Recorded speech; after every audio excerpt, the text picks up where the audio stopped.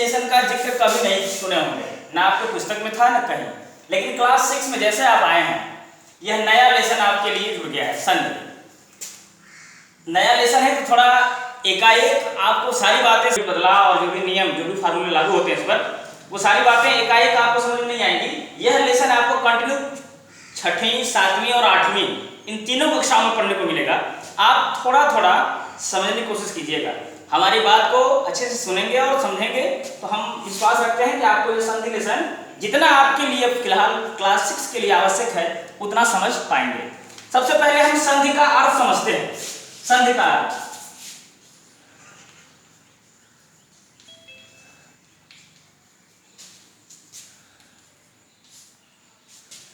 बेटा संधि का शाब्दिक अर्थ होता है मेल या जोड़। संधि का शाब्दिक अर्थ क्या होता है? मेल या जोड़।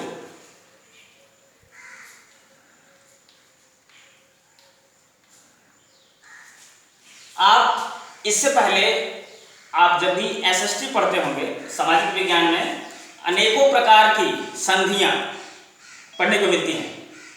इतिहास की पुस्तक में अनेकों प्रकार की संधियां पढ़ने को मिलती हैं कि यहाँ इन राजा और इस राजा की भी संधि हुई, यहाँ इस शासक के किसी विलय पत्र पर संधि हुई।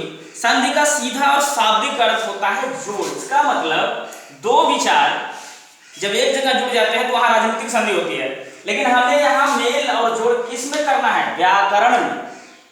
हमें व्याकरण में संधि पढ़नी है। संधि यानी जोड़। अब जोड़ कैसा है इसको समझने की कोशिश करते हैं।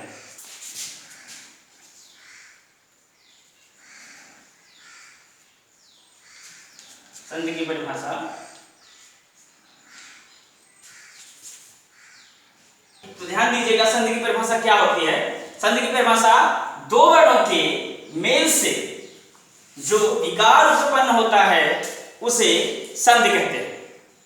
एक लाइन में परिभाषा बतानी हो तो संधि क्या है, तो हम बोलेंगे दो वर्णों के मेल से जो विकार उत्पन्न होता है उसे हम संधि कहते हैं। जैसे विद्या, धन, आलय, इसमें दो वर्णों का मेल होकर के तब बना है विद्यालय। अभी इन बातों को हम अभी आपको नेक्स्ट जब वन के भेद समझाएंगे तो समझाएंगे कैसे इनमें दो वर्णों का मेल होकर के कैसे परिवर्तन हो रहा है। विकार का मतलब परिवर्तन, विकार यानी बदलाव।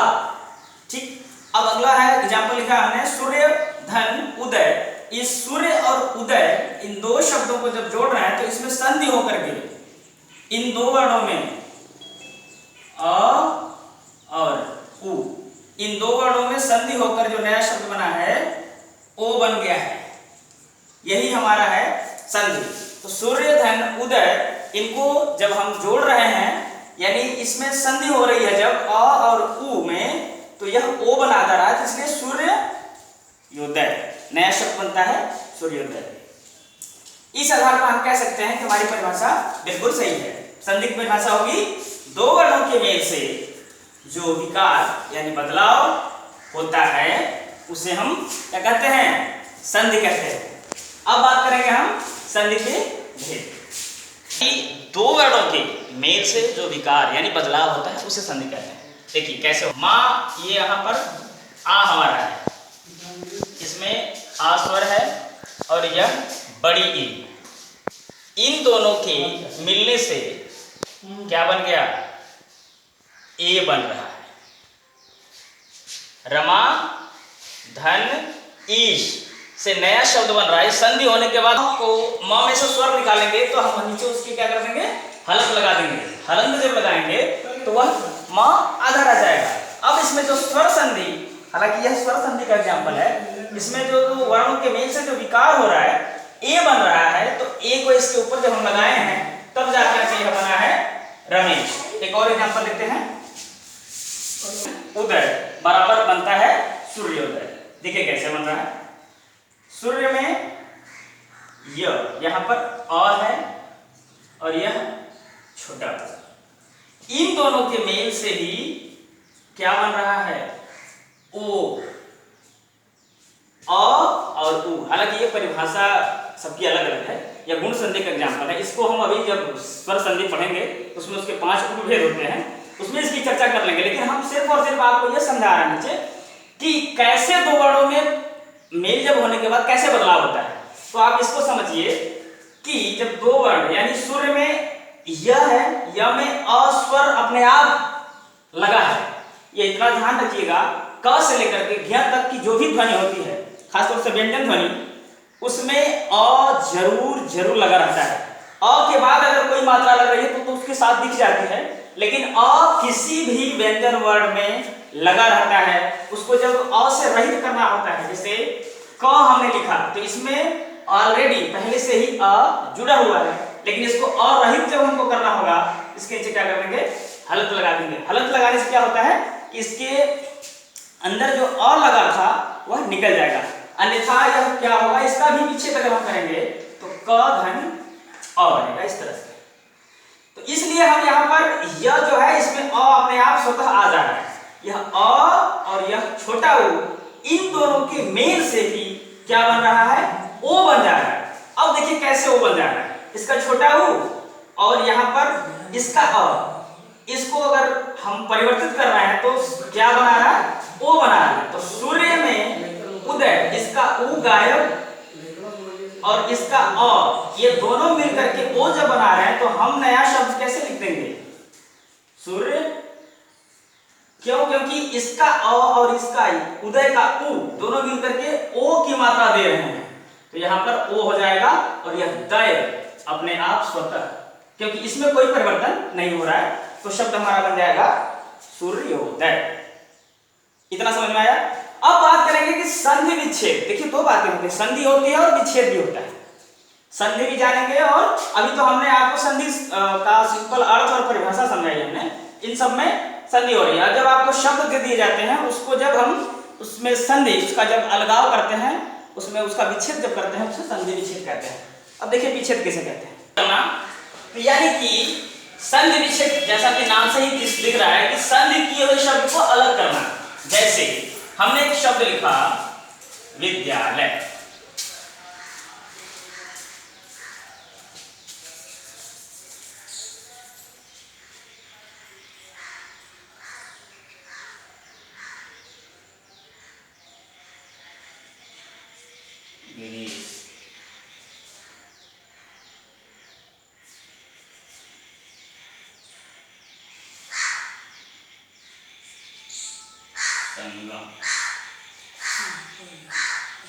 अभी इन तीनों शब्द धन आलय, गिरी प्लस ईश, सम प्लस गम। इस आधार पर हम जो भी संधि किए हुए शब्द होते हैं उनको अलग अलग, यानी जिस प्रोसेस से यह संधि बनता है, जिस वर्णों के मेल से संधि बनने का जो प्रोसेस होता है बच्चा, या जो प्रक्रिया होती है, उसको उसी रूप में अलग कर देना संधि विच्छेद कहलाता है। ठीक, जैसे हमने विद्यालय शब्द, हमको पता है कि इसमें संधि होकर के ही हम विद्यालय शब्द बना है। विद्यालय शब्द में संधि हुई है, तो संधि कैसे हुई है, विद्या और आलय, इन दो शब्दों में आ और आ वर्ण मिल करके आ बनाए हुए। यहाँ पर आ है और यहाँ पर आ, इन दोनों के मेल से आ बना है।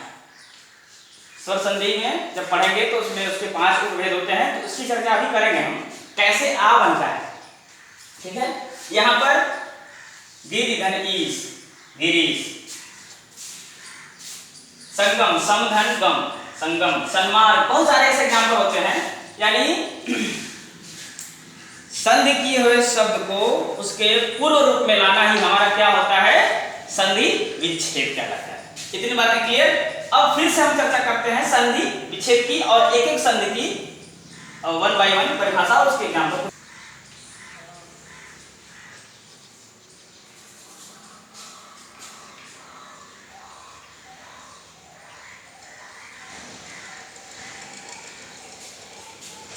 सही चल रहा है? तीन भेद। कौन? पहला स्वर संधि, दूसरा व्यंजन संधि, तीसरा विसर्ग संधि। अब जब संधि के तीन भेद हो गए हैं तो सबसे पहले हम एक भेद को समझने की कोशिश करेंगे।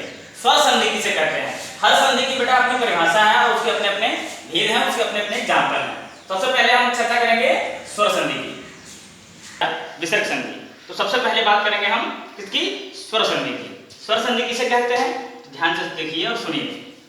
दो स्वरों के मेल से जो बदलाव या विकार होता है उसे स्वर संधि कहते हैं। स्वर संधि में ध्यान रखना है बेटा कि जब भी दो वर्णों का मेल होता है वह सिर्फ और सिर्फ स्वर वर्णों का ही मेल होकर के नया शब्द बनता है। जब दो स्वरों के मेल से जो बदलाव होता है उसे स्वर संधि कहते हैं।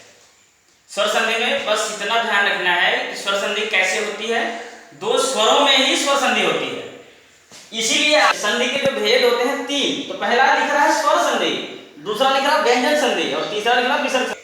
बदलाव होता है और संधि होती है तब उसे हम स्वर संधि कहते हैं। जैसे देख लीजिए, हिम धन आलय, नया शब्द बना है हिमालय। आगे महाधन आत्मा से संधि होकर के शब्द बना है महात्मा। कपिधन इंद्र, इन दोनों शब्दों में संधि हो रही है तो नया शब्द बना है कपिंद्र। ठीक है। स्वर संधि के बेटा 5 उपभेद होते हैं। कौन कौन? अभी देखते हैं कि स्वर संधि के उपभेद। स्वर संधि के बेटा 5 उपभेद होते हैं, उसके खुद के अपने 5 उपभेद होते हैं। कौन कौन? पहला होता है दीर्घ संधि, इसको हम दीर्घ स्वर संधि भी कह सकते हैं। इन सब में अगर लगा दें दीर्घ स्वर संधि, गुण स्वर संधि, वृद्धि, यण स्वर संधि, अयादि स्वर संधि, लेकिन दीर्घ संधि इसको कह लेते हैं हम सहज भाषा में। पहला जो स्वर संधि का उपभेद होता है, पहला होता है दीर्घ संधि, दूसरा होता है गुण संधि, तीसरा होता है वृद्धि संधि, चौथा होता है यण संधि और पांचवा होता है अयादि संधि। अब सबसे पहले बात होगी कि दीर्घ संधि किसे कहते हैं, गुण संधि। इन सारे पहलुओं पर चर्चा करेंगे। जितना आज टाइम हमारे पास बचता है उसके बातें हम लिख रहे हैं, एकाएक आपको नहीं समझ पाएंगे। क्यों? क्योंकि आप अभी इस लेसन से पहली बार खातिब हो रहे हैं। जो बातें हम लिख दे रहे हैं आपको तो लग रहा है कि सर को बहुत इजी तरीके से आ रहा है, ये तुरंत लिख करके हमको बता दे रहा है। ये हम आपकी समस्या समझ सकते हैं, पर बेटा आप इन बारीकियों को थोड़े थोड़े स्टेप बाय स्टेप समझेंगे। एकाएक आप संधि को पूरी तरह से क्लास 6 में नहीं समझ पाएंगे, ये हम भी जानते हैं, लेकिन कुछ बातें समझे रहेंगे तो अगली क्लास में, क्लास 7 में जब आप जाएंगे तो वहां आपको बहुत मदद करेगा। उसी तरह क्लास 8 में भी संधि आपको पढ़ना है। तो सबसे पहले हम किसकी बात करेंगे? स्वर संधि के उपभेद में पहला भेद होता है दीर्घ संधि। तो दीर्घ संधि में क्या होता है आप ध्यान से देखिएगा, यही सिंपल फार्मूला है। इस फार्मूले पर ही, इसी सूत्र पर ही दीर्घ संधि पूरा काम करता है। कैसे? ह्रस्व अथवा दीर्घ अ ई उ के बाद समान स्वर, समान स्वर यानी ह्रस्व अथवा दीर्घ। ह्रस्व तो समझते हैं, स्वर दो प्रकार से होते हैं, ह्रस्व स्वर और दीर्घ स्वर। तो ह्रस्व स्वर अ और इसका दीर्घ होता है आ। ह्रस्व स्वर छोटी ई, उसका दीर्घ होता है बड़ी ई। ह्रस्व स्वर छोटा उ, उसका दीर्घ होता है बड़ा उ। इनके बाद अगर यही ज्यों के त्यों आते हैं तब क्रमशः क्या होता है? अगर अ में अ आता है तब भी आ बनता है, अ के बाद आ जाए तब भी आ होता है। इनके सारे एग्जाम्पल दिए पड़े हैं, हम आपको एक एक करके सबके एग्जाम्पल आपको समझाएंगे, पर बेटा उसके लिए बहुत हमें टाइम चाहिए। अगली वीक जब हम मिलते हैं आपसे उस दौरान इन्हीं पर चर्चा करेंगे। स्वर संधि के पहले भेद यानी दीर्घ संधि में सबसे पहले चर्चा करेंगे आपको। तो इसको समझ लेते हैं। कहने का मतलब है कि ह्रस्व अथवा दीर्घ स्वर अ ई उ के बाद समान स्वर आने पर क्रमशः क्या हो जाता है? आ ई और उ, क्योंकि यह कह रहा है दीर्घ स्वर संधि है। दीर्घ यानी बड़ा, ऐसा स्वर। कौन सा? ये दीर्घ है ना सभी, आ से लेकर के उ तक, यह तीनों क्या है? दीर्घ है। इनका ह्रस्व से मिलेगा तब भी दीर्घ बनेगा, दीर्घ दीर्घ से मिलेगा तब भी दीर्घ बनेगा। जैसे देख लीजिए, ये उदाहरण तो हालांकि लिखे हैं, पहले इसको समझाते हैं आपको। जैसे हमने कहा अ धन अ, इसके बराबर भी बेटा दीर्घ होगा आ, अ प्लस आ बराबर भी आ। यही है दीर्घ संधि का फार्मूला। आ धन अ बराबर भी आ होगा। यह 3 कंडीशन लगा रहा है, और चौथा कंडीशन आ प्लस आ बराबर आ। इन 4 कंडीशन के आधार पर चाहे कुछ भी हो, यह अंततोगत्वा आ ही बनाएगा। अ धन अ जुड़ेगा तब भी आ बनाएगा, अ में आ जुड़ेगा तब भी दीर्घ आ ही होगा, आ में अ जुड़ जाए तब भी आ होगा, और आ में आ जुड़ता है तब भी आ बनता है। इसी आधार पर दीर्घ संधि में 3 तरीके से फार्मूले काम करते हैं। पहला तो अ ह्रस्व हो या दीर्घ, दोनों के योग से आ ही बनता है दीर्घ में। और बात करते हैं ई की। एग्जाम्पल में ये कह रहा है कि हम अगर छोटी ई से छोटी ई को मिलाएंगे तब भी बड़ी ई बना देंगे, बड़ी ई से छोटी ई को मिलाएंगे तब भी क्या बना देंगे, बड़ी ई बनाएंगे। हर हालत में छोटी ई से बड़ी ई को मिलाएंगे, जब इनमें परिवर्तन होगा तब भी हमारी बड़ी ई बन जाएगी। उसी आधार पर बड़ी ई में बड़ी ई भी मिलाएंगे तब भी हमारा क्या हो जाएगा, बड़ी ई। उसी तरीके